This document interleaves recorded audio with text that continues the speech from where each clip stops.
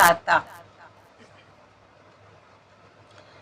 वे सच्चा परमात्मा गुरुमुखों की संगति और भक्ति के जरिए प्राप्त होता है। अब समझाते हैं कि क्यों गुरुमुखों की संगति और सोहबत करनी है।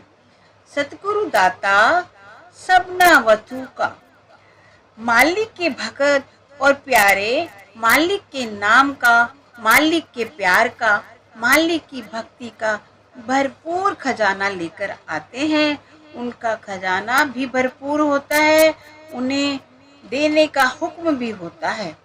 आप फरमाते हैं कि हम मालिक से मिलने की जो इच्छा और तृष्णा लेकर उनकी संगति में जाकर नाम की कमाई करते हैं, हमारी वे मनोकामना या तृष्णा पूरी हो जाती है।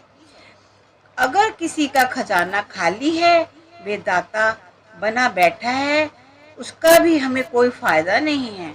अगर किसी का खजाना भरा हुआ है, उसे दात देने का हुक्म नहीं है, उसका भी हमें कोई फायदा नहीं है। गुरु साहिब कहते हैं कि हमारे सतगुरु का खजाना भी भरा हुआ है, उन्हें मालिक की तरफ से देने का भी हुक्म है। इसीलिए हम उनकी संगति में जाकर मालिक की भक्ति, मालिक के प्यार के रंग में रंगे जाते हैं। उनके समझाने के अनुसार जब हम मालिक के ग्राहक बनकर मालिक की भक्ति करते हैं, तब मालिक से मिलाप कर लेते हैं। गुरु साहिब समझाते हैं कि हमारे मन के मैल ही हमें बार बार देह के बंधनों की तरफ खींच कर ले आते हैं। ये कौन से महल हैं?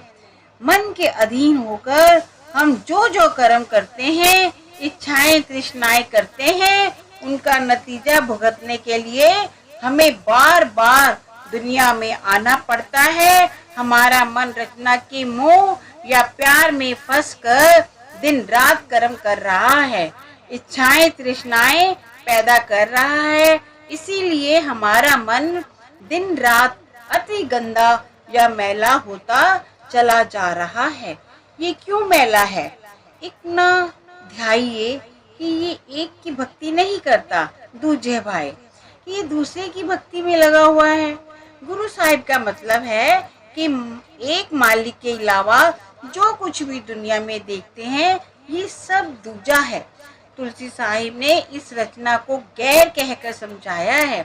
आप कहते हैं जब तक हम मन में से गैरों का ध्यान नहीं निकालते, हमारे हृदय के अंदर वे परमात्मा आकर नहीं बैठता।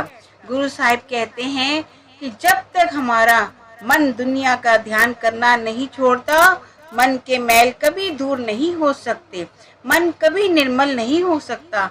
हमारा मन केवल इसलिए मैला हो चुका है कि ये एक परमात्मा की भक्ति नहीं करता, अनेकों की भक्ति या प्यार में फंसा बैठा है।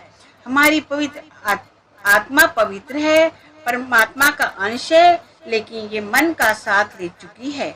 आत्मा और मन की गांठ बंधी हुई है। जो जो मन के मैल हैं, मन की इच्छाएं तृष्णाएं, ये मन के किए हुए कर्म हैं। उनका नतीजा साथ साथ हमारी आत्मा को भी भुगतना पड़ता है। जब तक आत्मा मन का साथ नहीं छोड़ती, तब तक वे मालिक से मिलने के काबिल नहीं हो सकती। आत्मा मन का साथ तभी छोड़ेगी जब मन निर्मल हो जाएगा, पवित्र हो जाएगा, वापस ब्रह्म त्रिकुटी अपने ठिकाने पर पहुंच जाएगा। जब तक मन अपने ठिकाने पर नहीं पहुंचता, आत्मा कभी इसके पंजे से आजाद नहीं हो सकती। हमें जो भी उपाय करना है, तरीका सोचना है, आत्मा और मन की गांठ खोलने का करना है। इन कर्मों का हिसाब किताब खत्म करने का करना है। मन में से इच्छाओं तृष्णाओं को निकालने का करना है। आत्मा को मन के पंजे से छुड़ाने का करना है। ये मन ही तो है जिसके अधीन होकर भाई भाई का दुश्मन है, कौम कौम की दुश्मन है, मजहब मजहब का दुश्मन है, मुल्क मुल्क का दुश्मन है। किस तरह मन सभी को उंगलियों पर नचाने लगा हुआ है। गुरु साहिब कहते हैं, जब तक ये मन रचना के मोह या प्यार में फंसा हुआ है, तब तक ये दिन रात और मैल इकट्ठा करने में लगा हुआ है। ये दूजे की भक्ति, गैरों के मोह या प्यार में लगा हुआ है, उस परमात्मा की भक्ति को भूला हुआ है। वे परमात्मा निर्मल है, पवित्र है। जो उसकी भक्ति करता है, उसका मन भी निर्मल हो जाता है और उसकी आत्मा भी मन के पंजे से आजाद हो जाती है।